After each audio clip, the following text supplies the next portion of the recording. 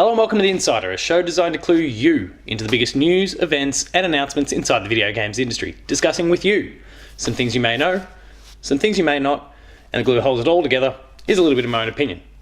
My name is Paul James, thank you very much for watching, and let's kick off the episode. This is a game where legends are born. This is for you.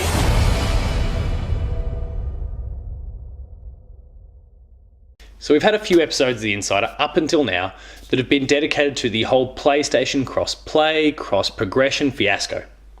And now it's finally starting to come to a head. Bethesda have thrown their hat in the ring, and it's going to have wider ramifications for the games industry going forward. We're going to talk all about it in this week's episode of The Insider.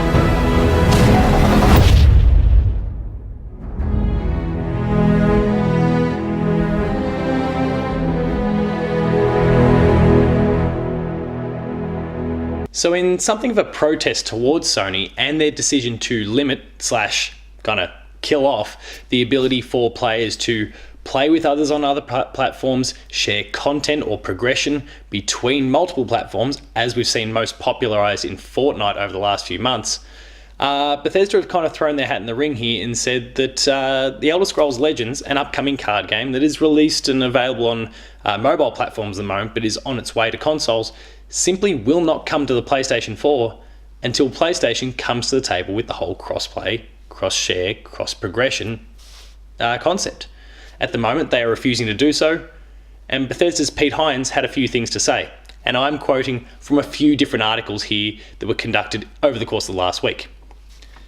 So Pete said, "The way that the game works right now on Apple, Google, Steam, and Bethesda.net, it doesn't matter where you buy your stuff. If you play it on another platform, that stuff is there."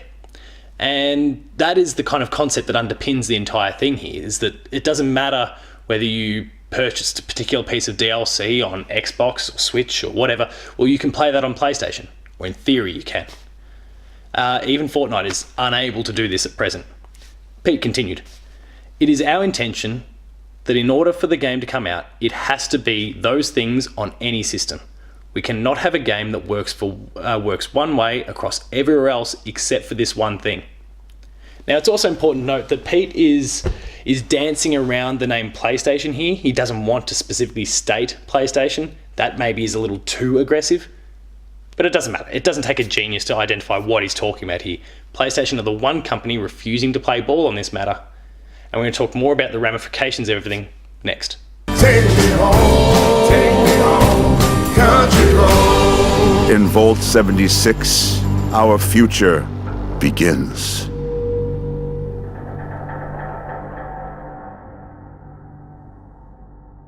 So this is the first time that any publisher, big or small, or any developer, big or small, has decided to go head-to-head with PlayStation when it comes to this matter. We've seen a lot of conversation come up over the journey about Fortnite, about Rocket League, about Minecraft. We've seen several others. Microsoft have even come out and said, "We're happy to play ball, but the decision isn't ours to make at the moment." There's been lots of conversation up to this point, but there's no one that has outright said, "Well, we're just not going to release the game on your platform until you come to the table." And it's taken Bethesda to do that. What I'm really curious to see is whether that is going to inspire other developers, big or small, to do the same. It'll be really interesting to see what happens with some of the smaller developers because, let's be real, Bethesda is huge and they can afford to take a hit of a game that just simply doesn't release on one platform and still make their money from mobile, from PC, from Xbox, from Switch. Like, there's plenty of money on the table there for them. So one console, despite the fact that it is the most popular console, probably isn't going to hurt them all that significantly. Will it inspire other developers, big and small, to do it? That remains to be seen, but it could really kick off this huge wave of momentum from other publishers, other developers rallying against PlayStation until they make this decision. It's a real sticking point. It is something that keeps emerging over the last few months. So when are we going to see a resolution? I feel like Sony can only hold the damn wall up for so long.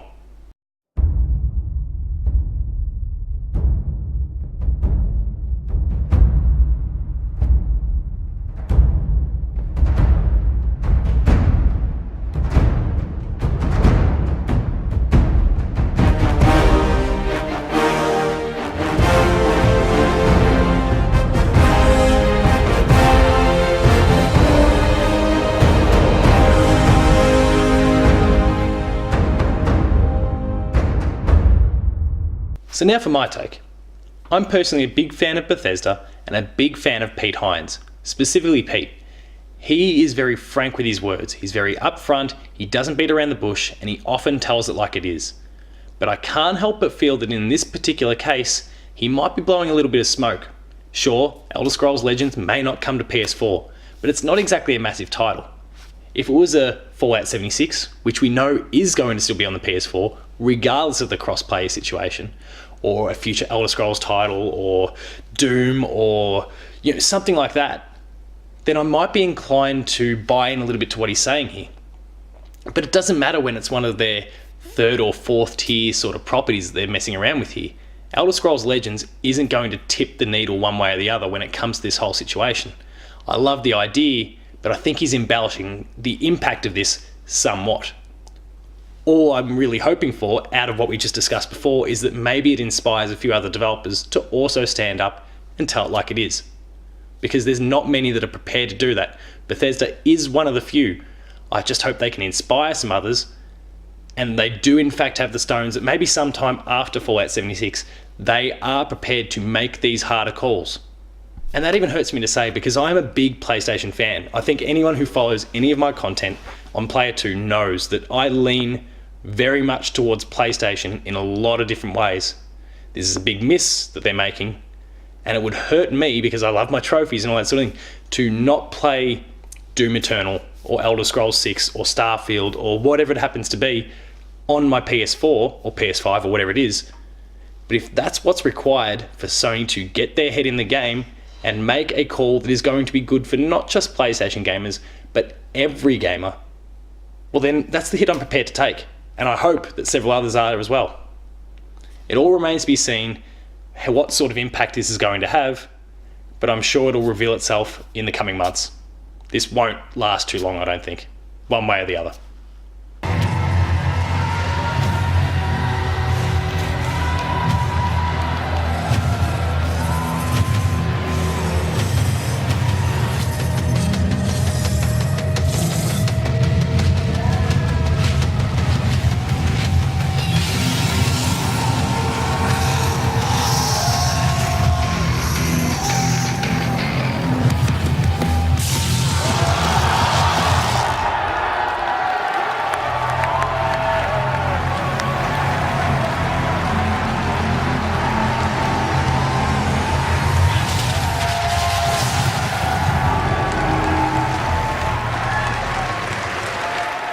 And so that concludes another episode of The Insider. I hope you enjoyed it.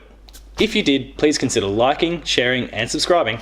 All those buttons are down below here, and that'll alert you to every new episode of Patched, The Insider, The Video Games Club, The Late Game Review, Gamer School, Player 2 Plays, and a whole lot more. There's some awesome content on our YouTube channel, so please consider checking it out.